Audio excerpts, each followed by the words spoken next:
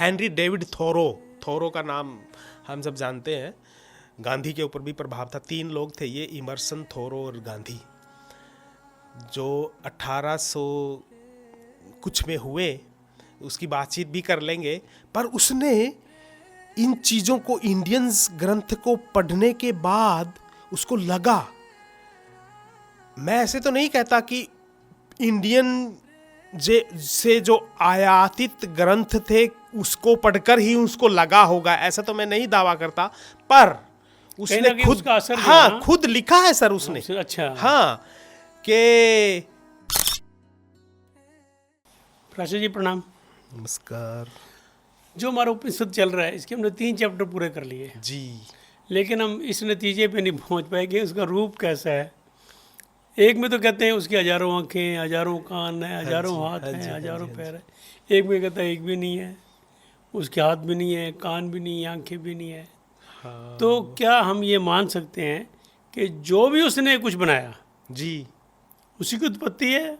हाँ, वो तो creator है। सब में उसका आकार है, क्या उसका आकार ऐसा है? बिल्कुल बिल्कुल।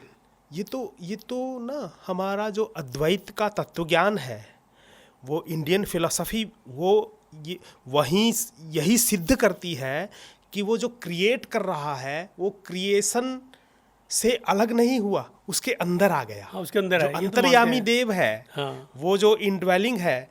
तो मान लो मेरे शरीर में वो है, तो फिर ये शरीर किसका हुआ? उसी का तो हुआ। तो वो मनुष्य का भी आकार में वो है।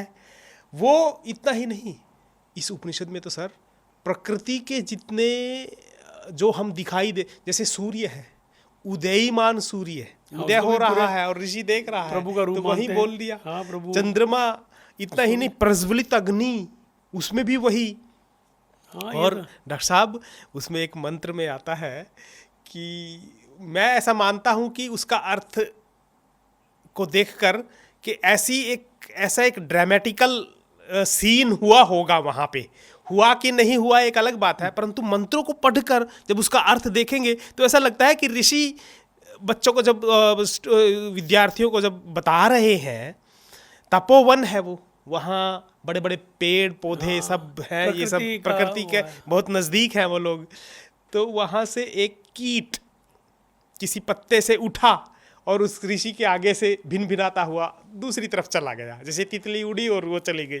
तो ऋषि ने यूं करके देखा और कहा, कितने इसके जो कलर है, जब वो उन्होंने पंख, उसने कीट ने पंख फैलाए, हाँ, तो कलर उसकी, होते हैं। हाँ, उसके जो वर्ण है, उसके जो कलर हैं, उनको देखकर, उसकी जो चमकीली आंखें हैं उसको देखकर ऋषि अभिभूत हो गया। और वो बोलता है कि ये जो रंग है यही परमात्मा है, ये जो चमक है ये परमात्मा है। मीन्स हर कण, हर वस्तु उसी का रूप है। जो आप रूप की बात कर रहे हैं, तो वो वर्ण, यहां तक सोच लिया ऋषि ने कि अलग अलग जो रंग है, वो रंग भी वही परमात्मा है। यहां तक। और एक जहाँ मैं देखूँ एक है ना, पता नहीं तू कौन सी ही, लिखा है, हाँ, तू ही तू है, तू ही तू है। हाँ, वो ये एक पास, फिर वही बात आ गई। एक पाश्चात्य फिलोसोफर क्या विचारक कहेंगे हम उसको, हेनरी डेविड थोरो, थोरो का नाम हम सब जानते हैं। गांधी के ऊपर भी प्रभाव था। 3 लोग थे ये, इमर्सन, थोरो और गांधी, जो 1800 कुछ में हुए। उसकी बातचीत भी कर लेंगे। पर उसने इन चीज़ों को, इंडियंस ग्रंथ को पढ़ने के बाद उसको लगा, मैं ऐसे तो नहीं कहता कि इंडियन से जो आयातित ग्रंथ थे उसको पढ़कर ही उसको लगा होगा, ऐसा तो मैं नहीं दावा करता।